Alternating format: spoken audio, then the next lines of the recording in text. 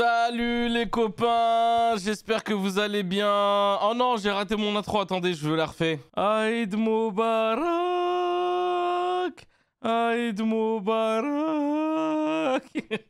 Bonne fête de l'Aïd à ceux qui fêtent l'Aïd. Les amis, aujourd'hui, on a du pain sur la planche. Quoi? Tous les sujets que j'ai notés là quand j'étais absent? J'ai noté pas mal de sujets. Un you comment s'il vous plaît pour son match de paddle que Zatis a gagné.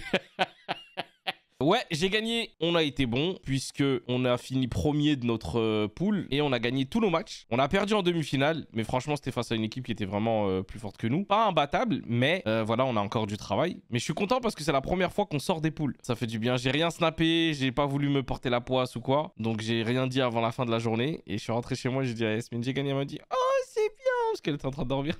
Oh, c'est bien. Tu peux me ramener de l'eau, s'il te plaît? Je dis, en fait, c'est vraiment une hater, c'est pas possible.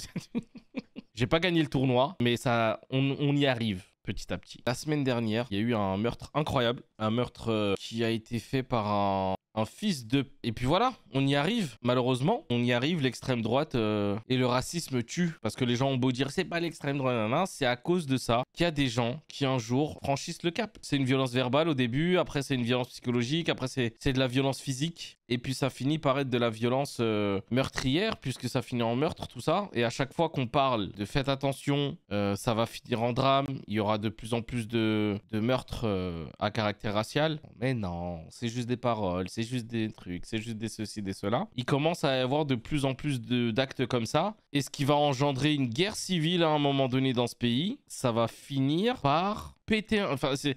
L'État va finir par exploser. Vraiment, ça va finir par devenir le chaos dans ce pays. Et ça sera pas de la faute à pas de chance, si vous voyez ce que je veux dire. C'est clairement les médias qui sont responsables de laisser des paroles des extrémistes parler. Donc, soi-disant, ils sont en train de combattre l'extrémisme radical, musulman, etc. Mais... Ils sont en train de combattre l'extrémisme par l'extrémisme. Ce qui donne des idées à des gens. Que ce soit dans des groupes WhatsApp, dans des groupes Facebook, dans des canaux Telegram. On voit de plus en plus de personnes qui commencent à se rassembler pour essayer de faire des actes criminels. Et à cause de cette ambiance-là, il y en a qui se laissent pousser des ailes et qui clairement vont passer le cap. Ça sera plus que de la violence basique, mais ça va devenir de plus en plus hard, les gars. Il y a une justice à deux vitesses qui aujourd'hui devient criminelle si on la laisse faire. Tu as vu à Villeurbanne le Coran brûlé? Ouais, j'ai entendu parler de cette histoire aussi. C'est déjà une dinguerie de rentrer dans une mosquée pour brûler un Coran. Qu'est-ce qui... Déjà, on en a plein d'autres. Et en plus, qu'est-ce que ça... Genre, pourquoi? Tu veux quoi? Qu'on te frappe, qu'on te tue et après qu'ils disent « Regardez, ils sont violents, ils ont tué quelqu'un qui a juste voulu faire un acte militant. » Je sais pas ce qu'ils cherchent, ces gens-là. Enfin bref, pour l'histoire du meurtre de Hichem Miraoui. C'est tout sauf un fait divers. Hichem Miraoui, un coiffeur de 45 ans, installé à Puget-sur-Argence, près de Fréjus, dans le Var, a été abattu dans la nuit de samedi à dimanche de 5 balles parce qu'il était tunisien. Le suspect, son voisin, interpellé peu après les faits, a diffusé 2 vidéos de nature raciste. L'une avant, l'autre après son passage à l'acte. De quoi conduire le parquet national antiterroriste à se saisir de l'affaire. C'est déjà une bonne nouvelle de voir que le parquet antiterroriste commence à prendre les choses telles qu'elles sont, c'est-à-dire comme un acte terroriste. Parce qu'il y en avait marre des actes terroristes qui avaient un autre titre parce que ce n'étaient pas des musulmans. Un cas isolé, un fait divers, un déséquilibré, un malade mental, etc. Là, quand on voit que ça commence à assumer de dire les termes, ça me donne un peu d'espoir. Est-ce que c'est juste voilà, pour calmer un petit peu l'ambiance ou est-ce que vraiment ils vont commencer à parler français? On va voir. Ce crime, il a été prémédité. Alors lui, Bruno Rotaillot, le gars, il retourne sa veste. C'est le même mec qui a dit « abat le voile » il y a quelques semaines, qui maintenant prend la parole en mode « oh, c'est un acte raciste ».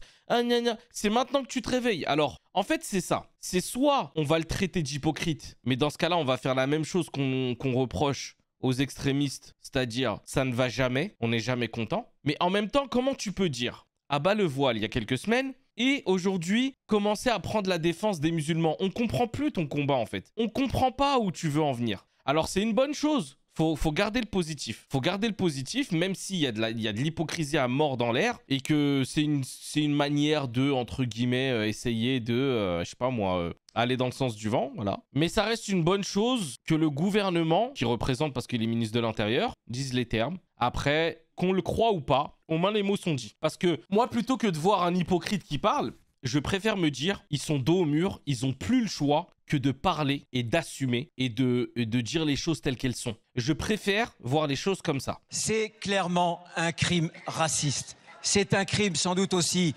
anti-musulman et peut-être aussi un crime terroriste puisque le PNAT a été saisi. Je veux le dire de la façon la plus nette. Le racisme, ce n'est pas la France. Le racisme, c'est un poison. C'est un poison qui tue. Et j'espère que la justice sera intraitable et implacable pour ce qui constitue un crime anti-français. Bah en fait, si t'espères que la justice... Tu es ministre de l'Intérieur, tu peux faire en sorte que les choses bougent. On va voir. Moi, son discours, si ça n'avait pas été lui, j'aurais dit bravo. Donc, si c'est lui, allez, on va dire bravo.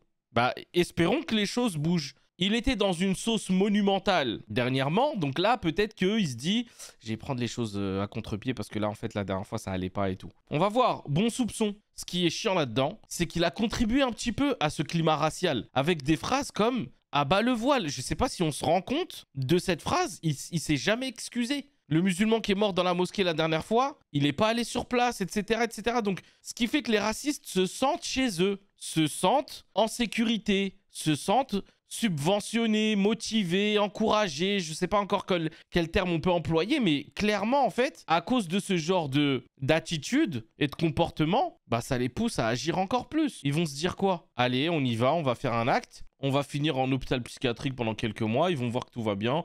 Ils vont nous remettre en prison, aménagement de peine. Dans quelques mois, je suis sorti. C'est triste, mais c'est ce qui va se passer, certainement.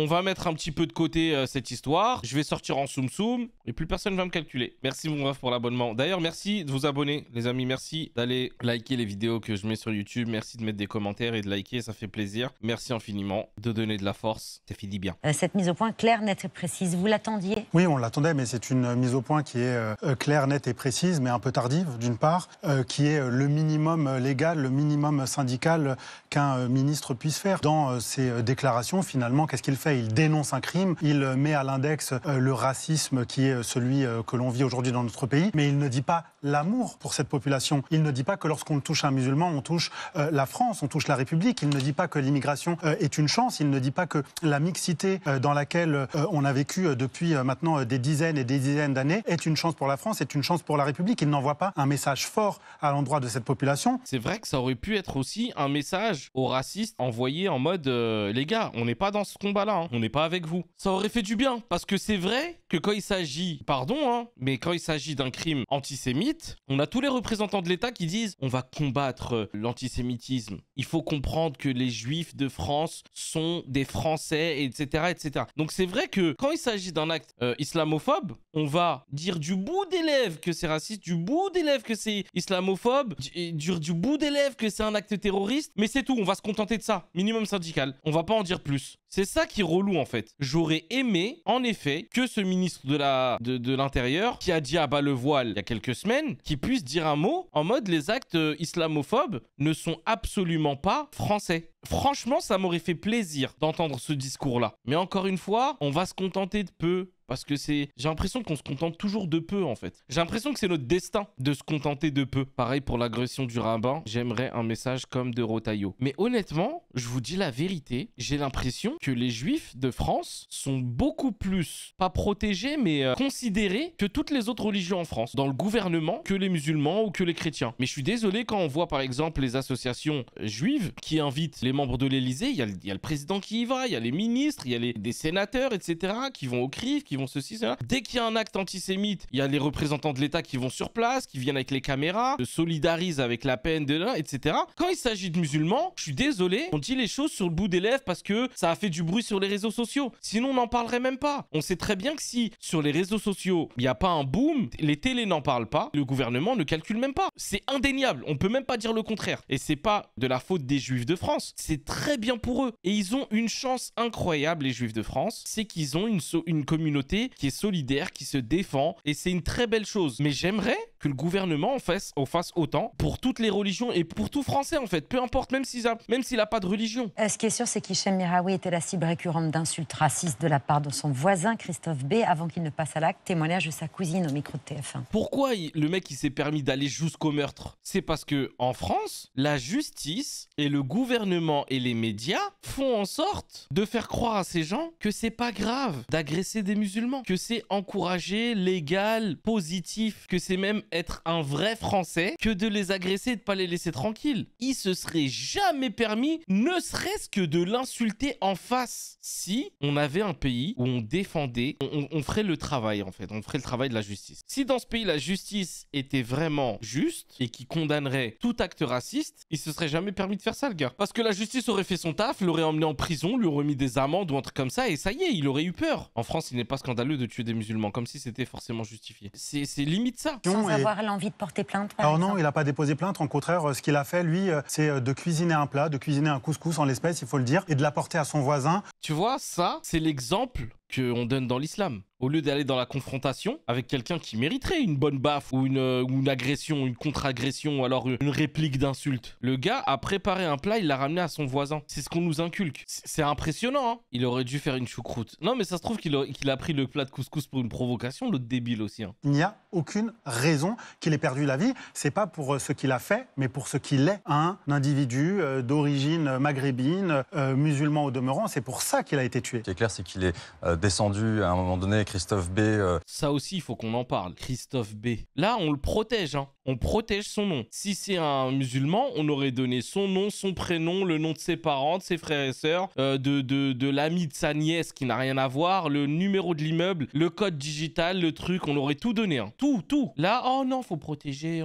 Faut pas quand même que sa famille soit touchée. C'est une bonne chose, mais faites-le à tout le monde alors. Il dit également qu'il faut prêter allégeance au drapeau français. Alors ça, c'est une phrase bizarre. Porter allégeance au drapeau français. C'est la même phrase que les djihadistes. Ils portent allégeance à Daesh, ils portent allégeance au drapeau de Daesh, etc. Oui, c'est ce qu'il dit. Il dit aussi aux Français, réveillez-vous. Il appelle à quasiment une forme de nettoyage ethnique. Hein. C'est les mêmes propos que les djihadistes. Réveillez-vous, ils sont en train d'insulter les musulmans, tuez-les tous, etc. C'est exactement la même chose. On va voir comment ça va être traité maintenant au niveau de la justice. Est-ce qu'on est en présence d'un potentiel tueur d'extrême droite? Je vois beaucoup de parallèles à faire effectivement avec certaines des affaires que je couvre dans ce livre. C'est celle de la tuerie de la rue d'Anguien. William Mallet, un conducteur de train à la retraite, le péniste, et qui lui aussi avait une haine pathologique des étrangers. William Mallet qui avait d'ailleurs reconnu en garde à vue avoir voulu faire un attentat avant finalement de revenir sur ses propos. Et d'ailleurs, le parquet national antiterroriste avait estimé que son acte ne visait pas à troubler gravement l'ordre public par la terreur, qui est la définition même d'un acte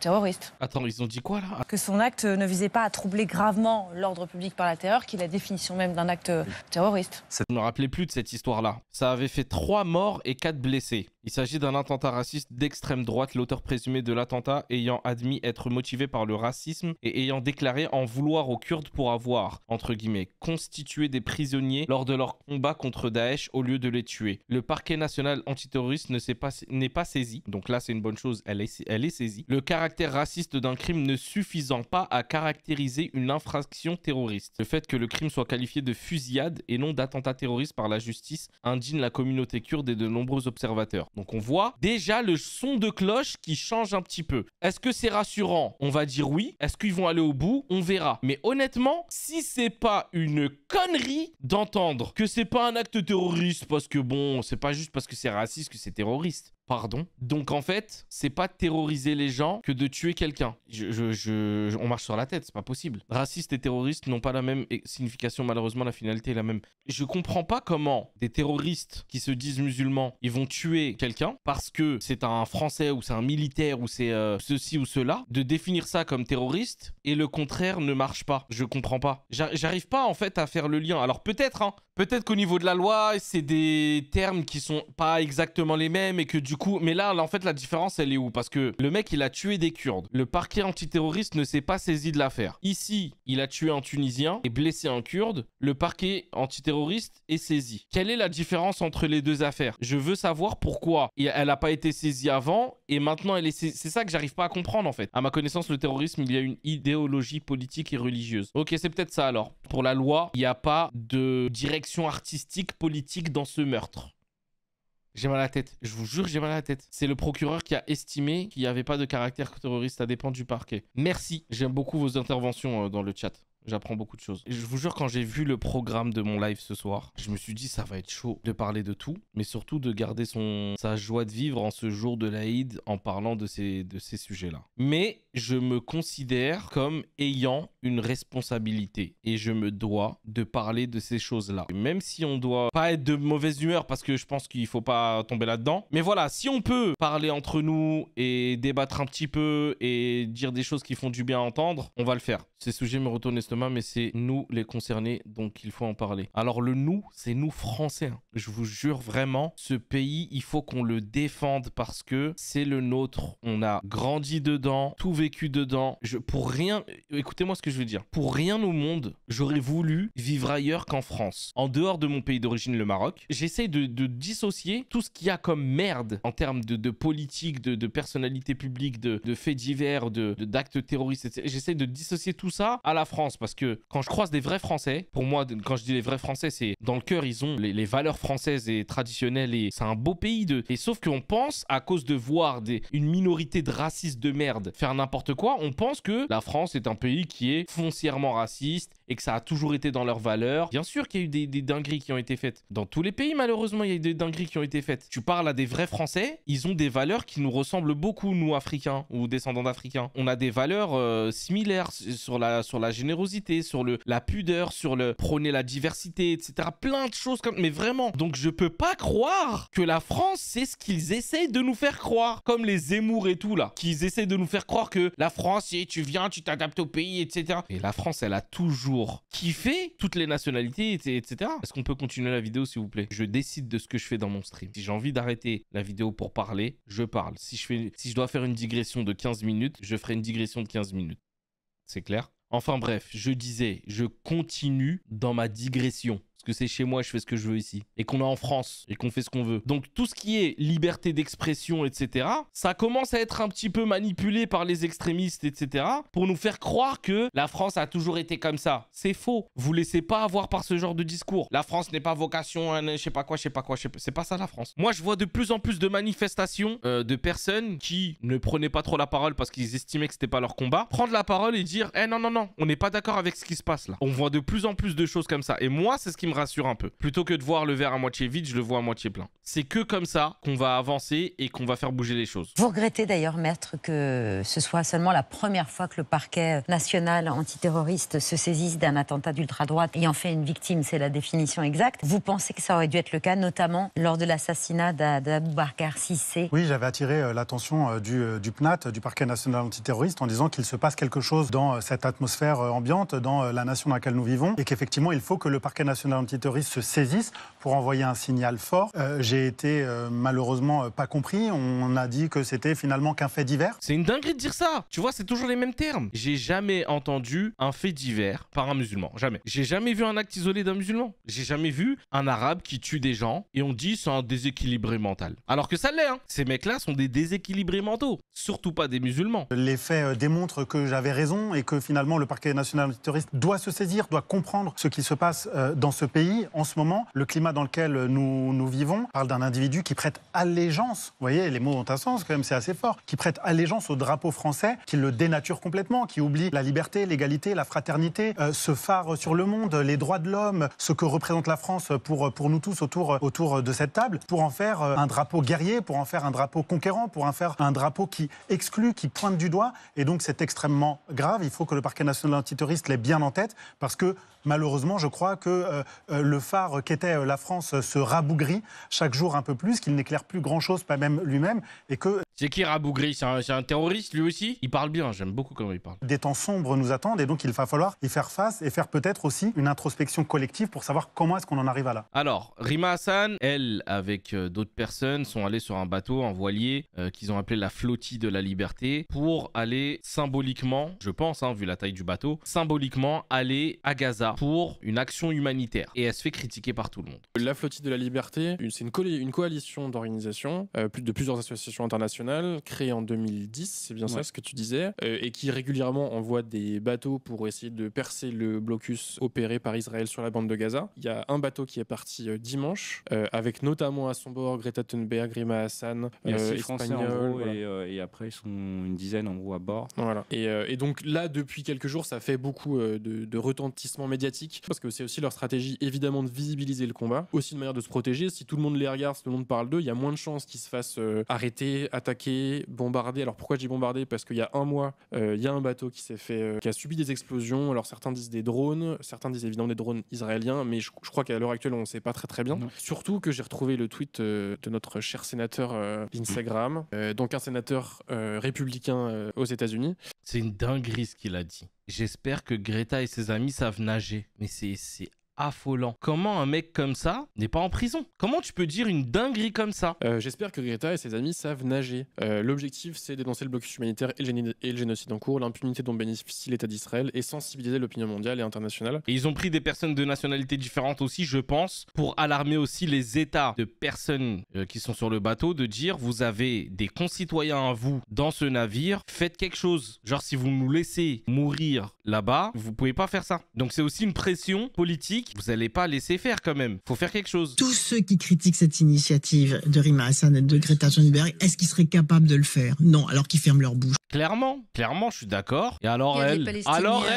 Mais cette opération-là adopte une telle mise en scène, franchement, qu'elle est, de mon point de vue, indécente. Mise en scène. Un acte symbolique, elle appelle ça une mise en scène. Alors que la situation sur place est dramatique. Je vous explique. Il s'agit d'un beau voilier de 18 mètres, converti en navire humanitaire, le Madeleine de la coalition de la flottille pour la liberté. Tu veux qu'ils partent dans une barque trouée de partout? Si elle décide de se faire ce voyage pour justement médiatiser, etc., autant avoir un bon voilier. Et justement pour pouvoir avoir du matériel à bord pour charger les téléphones, mettre en lumière les choses sur les réseaux sociaux, une connexion internet, etc. Tu veux qu'ils partent sur quoi? Sur 4 planches? Je comprends pas en fait. Elle adopte aussi une pose assise qui fait vaguement penser à Lady Di à une certaine époque, si on peut voir la photo. Là, c'est plutôt façon Jack, vous savez, dans Titanic. Voilà, elles font des photos. Qu'est-ce qu'elle raconte? Oh, elle fait des photos. On dirait elle est en vacances alors qu'elle va... Mais... Il y a aussi des membres de l'équipage qui nagent dans la mer, qui nagent dans la mer. Bah ouais, parce qu'en fait, pour elle, ils n'ont pas le droit d'être heureux et de vivre cette expérience et de cette aventure de manière joviale. Ils n'ont pas le droit. Ils doivent être tristes et sur des moyens très modestes et très...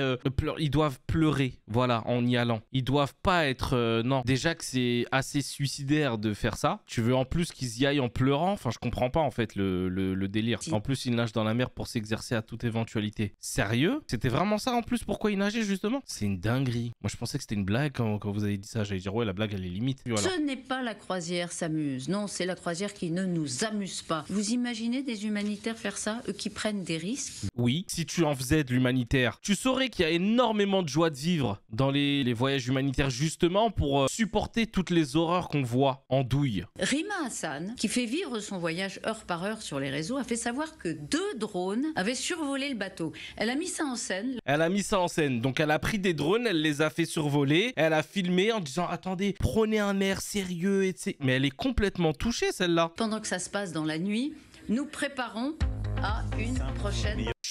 Elle a été coupée. Allahu Akbar. Je vous jure, sans mentir, j'étais à ça, hein. J'étais à 2 doigts d'enlever la vidéo et de dire non, c'est bon, je peux plus continuer. Je vous jure, c'est vrai. Dieu m'a entendu. Au moment où j'allais quitter, j'allais faire de ça à ça, au moment où j'allais appuyer sur le bouton, bim.